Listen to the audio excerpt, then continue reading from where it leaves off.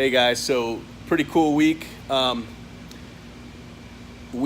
This week we hit at this point of the year, we've already made more than we did all of last year, and we still have. I mean, it's just barely just finished the first week of August. We have September, October, November, and part of December, and then we'll start doing snow sales. So I think if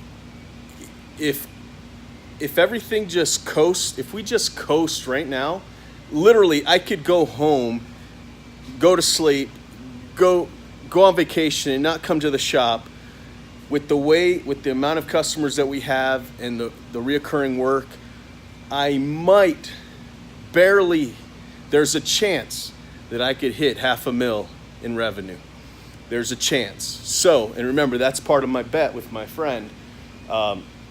He beat me first to 250, and now the next part of the bet is first to 500, and I know he's going to beat me. I already know. He's not almost there yet, but he's a lot closer than I am at this point. So if he coasts, he'll do a lot more. He'll hit it for sure. If I coast, I might hit it. There's a chance that I won't. So this is what I want to talk about. So I kind of feel like I'm at a plateau right now because sales are slowing down for sprinkler repair.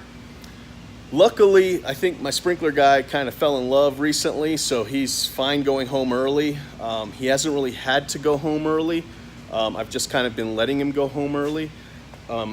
He's been getting his list done and all that, so I've been super happy. He's a rock star. But he officially today, he's on his last job from that summer list. You know what I mean? That list that you get for all those the sprinkler repairs. Today he'll be caught up. There won't be another person on the list unless they call today, unless somebody calls for a new sprinkler repair today or tomorrow morning.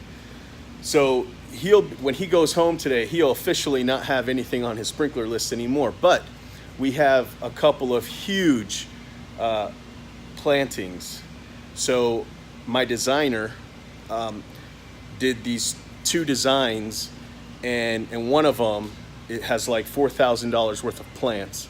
So I'm gonna have that sprinkler tech go with the gardeners and kind of make sure the drip systems are working perfectly. So there is still a little bit of work, but it's not like something that is on our dispatch board. We're just gonna include that in this big planting, and he'll help plant and all that kind of stuff too. So it's a big planting job. So and then the weekend will come. And so my job today, tomorrow, and over the weekend is, by the way, it's Thursday tonight. It's Thursday right now. So my job is to get him work for Monday and Tuesday, or for whenever after the big planting jobs are.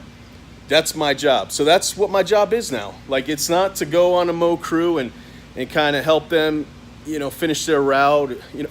I actually do spray.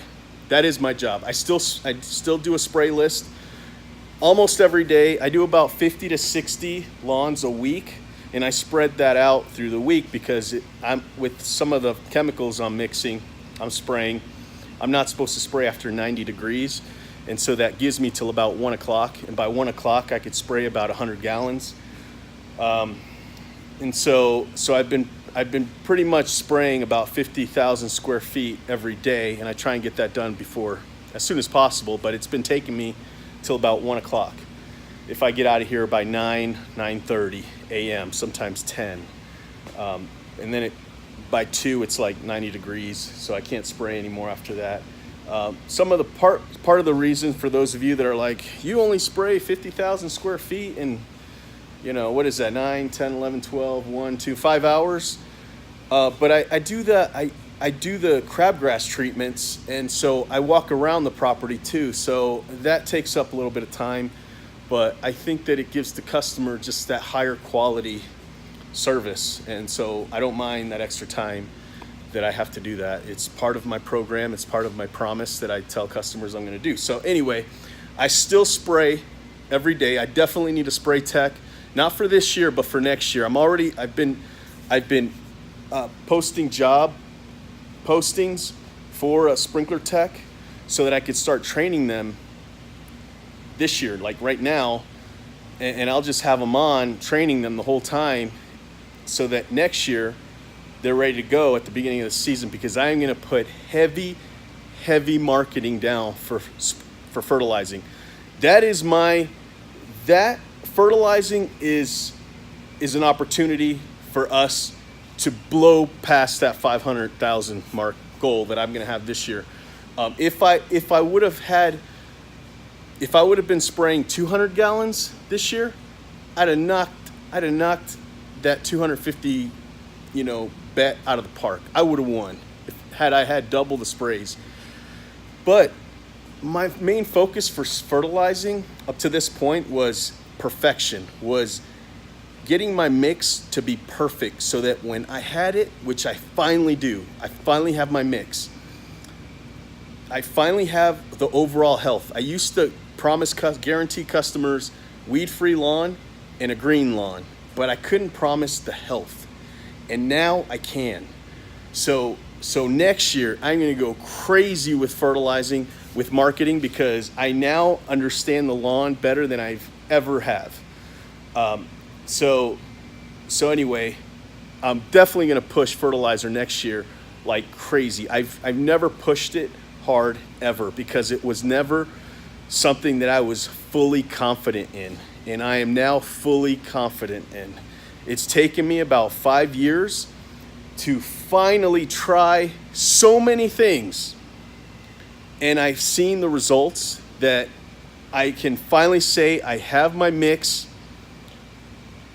and I'm ready to just market the hell out of it now. So I'm definitely going to push it next year. So I know just based on that, I'm going to have a higher revenue just for next year, but I need a tech. So anyway, I got off track a little bit. What I want to focus on right now is getting the sprinkler tech working like a lot. I need to fill his list up again. It's the middle of summer. There's got to be people out there that have brown, dry spots. Remember, I was crying a few weeks ago, all the customers with dry spots. Well, most of them don't have dry spots now, and most of them don't want to change their watering habits, and I just can't help that. And at this point, we've identified that that's mainly some of the problems. And so the customers that did want to fix or change their watering habits let us, and their lawns have greened up and looking good. So I got to get him working. So that's my goal right now. So I've got to get them working. And we'll see how it goes. So is that plateauing when right now we could just coast and just maybe hit our goal, right? Of that $500,000. Might be able to hit it. That was my goal. So is that really a plateau? I have this friend that I haven't talked to in a while, but I always think of him when I think of plateauing. Like when I think of coasting, that's really the better word, is coasting. Because he always would say, we could just coast. Even when we just changed systems on something, we would just finally change it and finally get our footing and finally start maybe 2 weeks of getting used to that system, and he would throw something in there and say, no, let's do this. And I go, but hold on, we still haven't gotten this down, but we're coasting now. We need to change things up and get a bump in here. And that's what I feel like I need to do. So we could coast right now. I could throw the sprinkler guy with the gardeners, and they could just have an easier day in the gardens, but the revenue will just kind of just coast. What I want to do is I got to revamp everybody, right? My job right now is just to make sure quality is good and all this, and I could just, manage my customers and deal with the calls that come in and stuff like that. But I need to do that, but I also want to I want to rev up marketing right now. It's the middle of August. There can't be that many lawn care companies throwing money at marketing right now. There can't be. I mean, you know how it is. When everybody gets super busy, they stop answering their phones. So maybe if I ramp up marketing for the mowing, because right now the mowers, they're getting done early. They're getting done around 5:30, 6 o'clock. I think they still got 2 hours where they could be out there crushing it, you know? The gardener, he's been staying busy. You know, I can't lie. The garden division's been staying busy, but it wouldn't hurt to get some more not higher end customers, but higher paying jobs, you know? That's what I meant. So some of those gardens that really need cleaning up, some of those shrub prunings that the whole yard hadn't been pruned all year, we need to find some of those customers where that ticket is going to be really high. That will rev up our revenue. Sprinklers, I just talked about that. I think that's where my marketing needs to go. I think I need to revamp marketing. So I'm going to do that today. I'm going to ramp it up. I'm going to spend a few $100 to see what kind of results we get by Tuesday or Wednesday of next week. Because right now, my mow guys are they're just coast. They're coming in at 7:30 and leaving somewhere between 5:30 and 6:30. And I think they've got more work that they can totally be doing. Their hours now with both crews on grandstands, they're basically putting in about 42 to 45 hours a week. I want to pay 50 hours. I want them to keep their hours. They're so happy with their hours, by the way. That's another thing. Let me change topics a little bit here because it just made me realize something. I've paid people more this year than I've ever paid them. Yeah, I've always had one or two guys where I paid them a whole bunch of money. But now, this year, when we started getting so much work and we needed to just hire people, I started at a higher wage. And some of these new guys, so today, let me give you an example. This morning, Will showed up. And you know, he was loading up and everything, and he was just kind of doing a little busy work around here waiting for his helper to come in. And I started to get worried. I was like, dude, is he coming in? And he's like, oh yeah, he'll be here. And I'm like, okay. About 5 minutes go by and I go, hey man, are you sure he's coming? He's like, oh yeah, I guarantee you he's coming. I go, well, how do you know? Did you talk to him or something? And he said, no, but he just bought a car. He just bought a new car and he just bought a bedroom set. So trust me, he'll be here. And 2 seconds later, I look up and he just drove in the parking lot and he was here. So I think that makes a difference when you pay your guys enough to where you can see their progression in life. Like they're buying cars. I've been doing this now this is my 8th season. It hasn't been my 8th season hiring people, but I've been hiring people for a while. But this is the first time. This is the first year where they're buying cars. They're going on vacation. They're doing all these things and they're showing up to work. Okay, that's earlier at the beginning of the season. They weren't, but those people that weren't showing up, I wasn't really paying them very well. Partly because they literally I felt they didn't want to be here. You know what I mean? Even from the start, even when they showed up through the door to look for a job, they didn't act like they wanted to be here. It was just like, here, I'm here for a job, you know? So I didn't want to pay more, but as we started getting busier and busier and work started coming in like crazy, I needed to hire people. I started just paying them more just to make sure they showed up, just to have a body at the job. And it's weeded out the people that don't want to be here. Right now, everybody that's on the payroll is a badass. Some of them didn't even know what they were doing when they started, but now they're better than anybody I've ever had in their positions. So I don't know.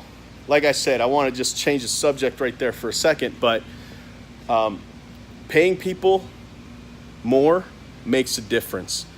I don't even notice it in my bottom line. I don't. I'm paying people almost double what I paid them last year. I never paid anybody minimum wage. That's just crazy. But I used to start people at $9, $10 an hour. Now I'm starting them at 14. I've got a guy or two that are making $10 and $12 an hour, but that's because they're just part-time and they literally are just on call kind of thing, you know what I mean? And they actually don't want to work full-time, so it works out for them and it works out for me, because even if they don't have anything to do, they end up cleaning the shop or helping me do nothing, you know what I mean? So anyway, paying people makes a huge difference. And like I said, if you're starting to get to a point where your work is just kind of going crazy, where you can't handle it and you just need people to just show up and get to the jobs, I would recommend paying them more, because that will weed out. Eventually you'll start seeing the guys that really want the more hours, that really want the recognition, that really want the titles. They will start showing themselves to you, and you will start saying, that's who I'm investing my time with, that one right over there. And then you start giving them more responsibility. Next thing you know, they're surrounded by people that understand that's the kind of worker you want. You build a culture that respects coming to work. I've never been happier with my employees ever. I mean, yeah, I have my issues. You know, I just had to write somebody up yesterday, and it was a serious talk from both sides. He wants to be here, so he had a serious discussion as to what he can do to improve, and this is his reason by what happened and all this and that. Whereas in the past, you write somebody up and they don't want to be here anyway. It's kind of like, well, are you going to fire me? Because I really don't care if you're gonna write me up or not. You know, nowadays they care.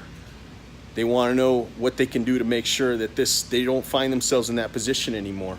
I don't know. I just feel like I'm in a good spot, and I need to take advantage of this moment and go out and do my job and get more work, so that they can stay busier and make more money too. So anyway, that's my little rant for right now.